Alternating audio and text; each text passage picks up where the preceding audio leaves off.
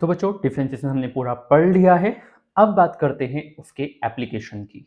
ठीक है, तो डिफरेंशिएशन का जो एक डायरेक्ट एप्लीकेशन हमारे सिलेबस में आता है, it is called maxima and minima. सीधी सी बात है, अगर मैं कोई भी ग्राफ बनाऊं तो वो ग्राफ दिखने में किस तरह का होगा। एक ग्राफ है यानी एक कर्व है, कर्व है तो उसमें वेरिएबिलिटी तो होनी ही चाहिए, राइट। होने के लिए तो स्ट्रेट लाइन भी हो सकता है, कांस्टेंट कर्व भी हो सकता है, बट इन जनरल या मैक्सिमम टाइप्स किस तरह के होंगे, एक वेरिएबिलिटी के साथ होंगे। अब इन वेरिएबिलिटीज में कहीं कहीं पर आप इस तरह के ऊपर वाले हिस्से देख रहे हो, कहीं कहीं पर नीचे वाले हिस्से देख रहे हो। ये जो ऊपर और नीचे वाले हिस्से हैं ये किस तरह से क्या क्या रिप्रेजेंट कर रहे हैं, तो ऑब्वियस है जो मैंने यहां पर ये तीनों सर्कल्स या 3 पॉइंट्स बनाए हैं ये किन चीजों को रिप्रेजेंट कर रहे हैं। इमेजिन दिस, ये वाला पॉइंट, ये वाला पॉइंट आसपास की सभी वैल्यूज से सबसे ऊपर है। लोकली देखा जाए तो this point has a maximum value, right. बहुत ज्यादा दूर नहीं, पूरे ग्राफ की मैक्सिमम वैल्यू की बात नहीं कर रहा हूं। इसके लेफ्ट साइड जाओगे तो भी इससे नीचे जा रहा है, इसके राइट साइड जाओगे तो भी इससे नीचे जा रहा है, यानी ये particular point is a maxima. ठीक है, इसको मैक्सिमा और लोकल मैक्सिमा भी कहा जाता है, राइट। अगर आप डायरेक्टली मैक्सिमा भी बोलते हो कोई फर्क नहीं पड़ेगा इस बात से। अब ये वाला पॉइंट अगर देखा जाए तो लेफ्ट हैंड साइड सारे पॉइंट्स इसके ऊपर, राइट हैंड साइड सारे पॉइंट्स इसके ऊपर, दैट मीन्स ये वाला पॉइंट क्या हुआ, ये पॉइंट कहलाएगा मिनिमा, राइट। अगर हम देखें तो यहां पर भी एक मिनिमा है, राइट। तो यहां पर हमें एक और बात समझ में आई कि एक ही ग्राफ में कितने मैक्सिमा और कितने मिनिमा हो सकते हैं। आंसर इज कितने भी, डिपेंडिंग ऑन द कर्व, किस तरह का ग्राफ है, किस तरह का कर्व है, उसके हिसाब से वहां पर मैक्सिमा या मिनिमा का काउंट हो सकता है, राइट। इन मैक्सिमा और मिनिमा को ही लोकल मैक्सिमा या लोकल मिनिमा कहा जा सकता है। इनकी पोजीशन फाइंड करना और इनकी वैल्यूज फाइंड करना ही डिफरेंशिएशन का एप्लीकेशन है। कैसे कर सकते हैं समझो, इसी बात पर हमें ध्यान देना है। सो इस पूरे ग्राफ में अगर मैं टेंजेंट बनाऊं तो अलग अलग पॉइंट पर अलग अलग टेंजेंट्स बनेंगी। मेरा फोकस इन तीनों पॉइंट्स के लिए है यहां पर, तो इन तीनों पॉइंट्स पर टेंजेंट्स बनाते हैं। तो टेंजेंट इन तीनों पॉइंट पर कैसी दिख रही है, यहां पर कुछ ऐसी, मैक्सिमा वाले पॉइंट पर this will be a tangent. Tangent समझते हो ना, a line which is in contact, which is touching the curve. Curve को सिर्फ टच कर रही है, इंटरसेक्ट नहीं करेगी, टच करेगी। मिनिमा दूसरा वाला भी देखा जाए तो यहां पर भी वो लाइन किस तरह की होगी, कुछ ऐसी कॉन्टेक्ट लाइन हो जाएगी। अब हमारे पास ये जो तीनों टेंजेंट्स हैं इनको ध्यान से देखो, एक स्पेशलिटी है तीनों टेंजेंट्स में, आपको समझ में आ भी रहा होगा। ये तीनों टेंजेंट्स किसके पैरेलल हैं, एक्स एक्सिस के, यानी इन तीनों का एक्स एक्सिस के साथ एंगल कितना है, 0 हुआ अगर पैरेलल है। तो पहला पॉइंट हम क्या लिखेंगे, a curve has local maxima और minima, a curve has local maxima और minima in any number depending on the curve। Curve पर डिपेंड करेगा कितने मैक्सिमा और मिनिमा होंगे उस कर्व में। नंबर 2, सेकंड बात, a tangents drawn at maxima और मिनिमा। अगर हम टेंजेंट ड्रॉ करें मैक्सिमा या मिनिमा पर, टेंजेंट्स ड्रॉन एट मैक्सिमा और minima are parallel to x axis. वो सारी की सारी टेंजेंट्स एक्स एक्सिस के पैरेलल होंगी। That means tangents at maxima और मिनिमा हैज जीरो स्लोप। ऐसी किसी भी टेंजेंट का कोई स्लोप नहीं होगा, या ये कहना चाहिए कि ऐसी टेंजेंट्स का स्लोप 0 रहेगा। Slope 0 that means tan theta 0, that means dy by dx is 0 कहाँ? At maxima और मिनिमा। ठीक है, तो अगर मेरे पास कोई भी कर्व है, जो कर्व होगा यानी उसकी इक्वेशन अवेलेबल होगी, अगर मैं उसको डिफरेंशिएट करूं और 0 के बराबर रखूं, तब मुझे वहां से एक जो इक्वेशन मिलेगी, उस इक्वेशन के रूट्स क्या बताएंगे कि कहां पर मैक्सिमा या मिनिमा है। कैसे, मैं करके दिखाऊंगा अभी। तो यहां पर हमारे पास लोकल मैक्सिमा, लोकल मिनिमा इस तरह से अवेलेबिलिटीज हैं, इन सभी की अपनी अपनी पोजीशंस हैं। जैसे यहां पर मैंने डायग्राम में 3 मैक्सिमा और मिनिमाज बनाए हैं। That means this is x is equals to x1, x is equals to x2, x is equals to x3। इस तरह के 3 वैल्यूज मुझे यहां पर दिख रही हैं, यानी जैसे ही मैं dy by dx को 0 रखूंगा, एक एक्सप्रेशन मिलेगा। जब उस एक्सप्रेशन को सॉल्व किया जाएगा तो I will have 3 roots of that equation if this curve is given to me. ठीक है, ये तीनों कर्व को रिप्रेजेंट करेगा। अब एक बहुत छोटी सी बात यहां पर समझ लेने की है, क्या किसी भी कर्व में सिर्फ 2 मिनिमा हो सकते हैं और मैक्सिमा कोई भी नहीं होगा? या इसका ऑपोजिट, क्या किसी भी कर्व में मैक्सिमाज हैं और मिनिमाज नहीं है, यानी कॉन्जिक्यूटिवली एक मैक्सिमा, देन उसके बाद में पहले मैक्सिमा पड़ गया, उसके बाद में फिर मिनिमा पढ़ा। Is that possible? Answer is no.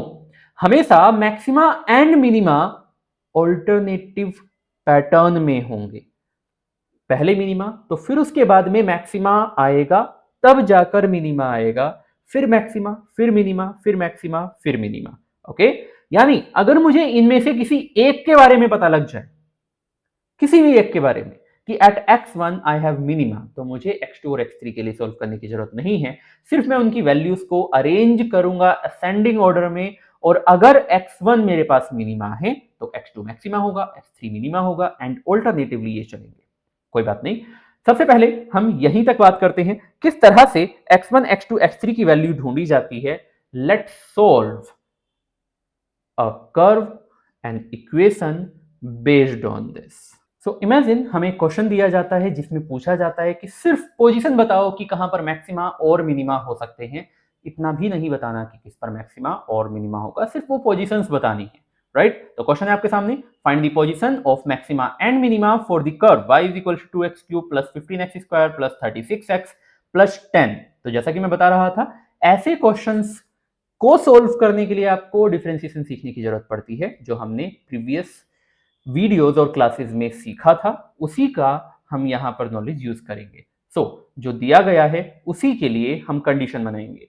क्या बनाएंगे कि फॉर मैक्सिमा और मिनिमा, चाहे मैक्सिमा हो या मिनिमा हो, कंडीशन क्या होती है, dy over dx is equals to 0। वहां पर उस ग्राफ का स्लोप 0 हो जाता है।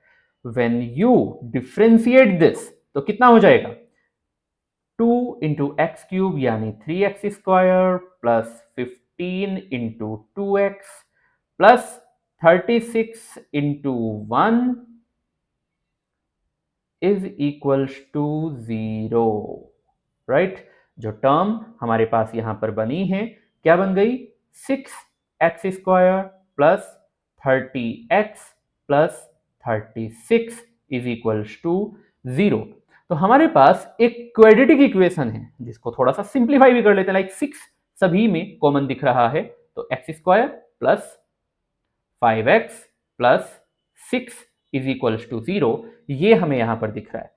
अगर मैं इसके फैक्टर्स करूं यानी रूट्स कैलकुलेट करूं, तो वो रूट्स क्या होंगे कि वो roots x square plus 3x plus 2x plus 6 is equals to 0, and at last x plus 3 and x plus 2 is equals to 0, and हमें जो रिजल्ट मिलेगा that x equals to 2 and x equals to 3 are the positions जिन पर आपको maxima और minima मिल जाएंगे। किस पर maxima मिलेगा, किस पर मिनिमा मिलेगा, इसको कई तरीकों से कैलकुलेट किया जा सकता है।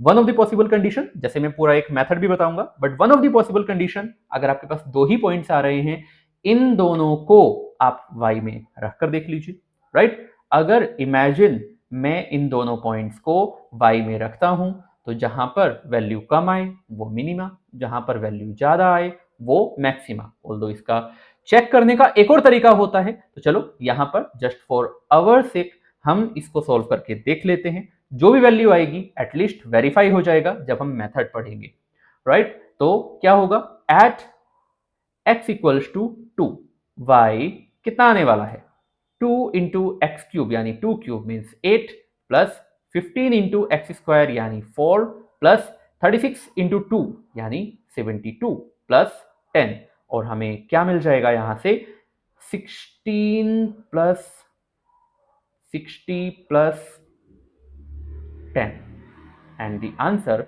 विल बी, यहां से अगर आप इसको ऐड करेंगे 6 प्लस 2 8, 6 प्लस 1 7, 7 14, 14 1 15, तो हमें y at x equals to 2 158 मिलता है, राइट।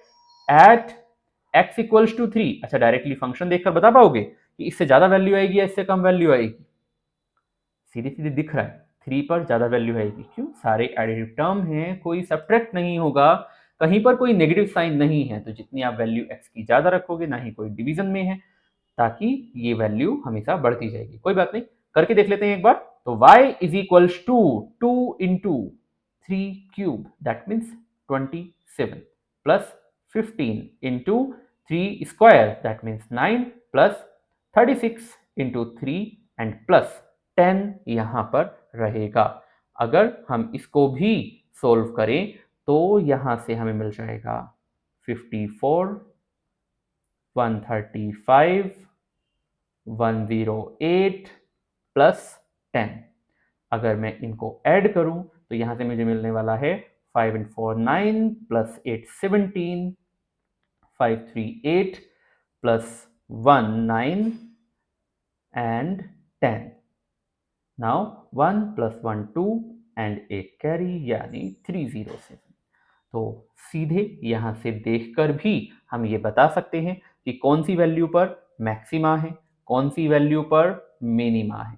तो x इक्वल्स टू 2 पर मिनिमा, x इक्वल्स टू 3 पर मैक्सिमा। खैर ये वाला क्वेश्चन, ये वाला जो पोर्शन है ये क्वेश्चन का पार्ट नहीं था, क्वेश्चन का पार्ट सिर्फ लेफ्ट वाला पोर्शन था, जिसमें हमें सिर्फ पोजीशन के बारे में बताना था कि कहां पर मैक्सिमा या मिनिमा है। समझ सकते हो, कोई बहुत ज्यादा मुश्किल नहीं है। पहला step just to know about कि कहां पर मैक्सिमा होगा, कहां पर मिनिमा होगा। नाउ इमेजिन अगर हम ये भी पता करें, नाउ इमेजिन अगर हम ये भी पता करें कि यहां पर हमें किस तरह से मैथमेटिकली पता लगाया जा सकता है that a function is having maxima at that particular point और minima at that particular point. तो स्टेप 2 की तरफ चलते हैं। स्टेप 2 किस बारे में बताएगा?